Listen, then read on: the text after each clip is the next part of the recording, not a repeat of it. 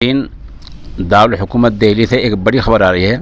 दरअसल वहाँ की नर्सरी मस्जिद है, लोक नायक हस्पताल के अहाते में है। आज अल्हम्दुलिल्लाह इमामों की वहाँ एक अहम मीटिंग हुई है, जिसमें कई मसाइल पर गौर व खोज किया गया और इब्तदाई तजवीज़ में इस मसले पर गौर हुआ कि आखिर क्या वजह है कि इमाम साहिबान की तनख्वाहें बार बार क्यों रोक दी जाती हैं, इमामों की तनख्वाहें मिलने में क्यों देर लगाई जाती है, क्योंकि इमामों की तनख्वाहों के रुकने से उन्हें अपनी अखराजात की तकमील और घरेलू ज़रूरियात पूरा करने में निहायत दुश्वारियों का और परेशानियों का सामना करना पड़ता है। इस सिलसिले में मीटिंग के अख्तिताम पर इमाम मस्जिद मौलाना क़ारी मोहम्मद आरिफ क़ासिमी ने सोशल इंडिया न्यूज़ को बताया कि तनख्वाहें 4 महीने से रुकी हुई थी। अब अल्हम्दुलिल्लाह माह मुबारक से पहले यानी माह शाबान के आखिर तक किसी भी दिन इन 4 महीने की तनख्वाह दिल्ली वक्फ बोर्ड अदा कर देगा।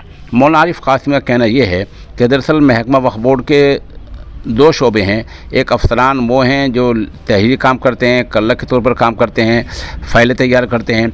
दूसरा महकमा रेवेन्यू का है, वसूली का है। उनमें आपस में तालमेल कमी है। उस तालमेल कमी से एक दूसरे तक फ़ाइल आने जाने में इससे कुछ देरी हुई है, परेशानियाँ आती रही हैं। अल्हम्दुलिल्लाह अब तमाम परेशानियाँ ख़त्म हो गई हैं, परेशानियों का इख्तिताम हो गया है। क़ारी आरिफ बता रहे हैं कि इस माह के आखिर तक यानी माह शबानुल मुअज़्ज़म के आखिर तक तमाम इमामों की तनख्वाहें मिलने की कवी उम्मीद है।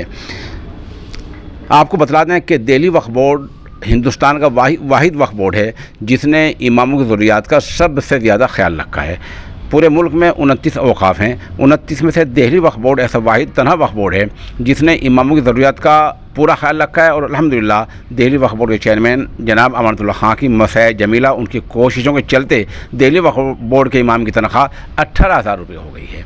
इस तरह जो वक्फ बोर्ड के ज़ेरे इंतज़ाम मसाजिद नहीं हैं, जो दूसरे इमाम हैं, उनकी भी तनख्वाह तय की जा रही है। ये दिल्ली वक्फ बोर्ड का एक मिसाली कारनामा है और दूसरे औक़ाफ़ के लिए ये एक नमूना है।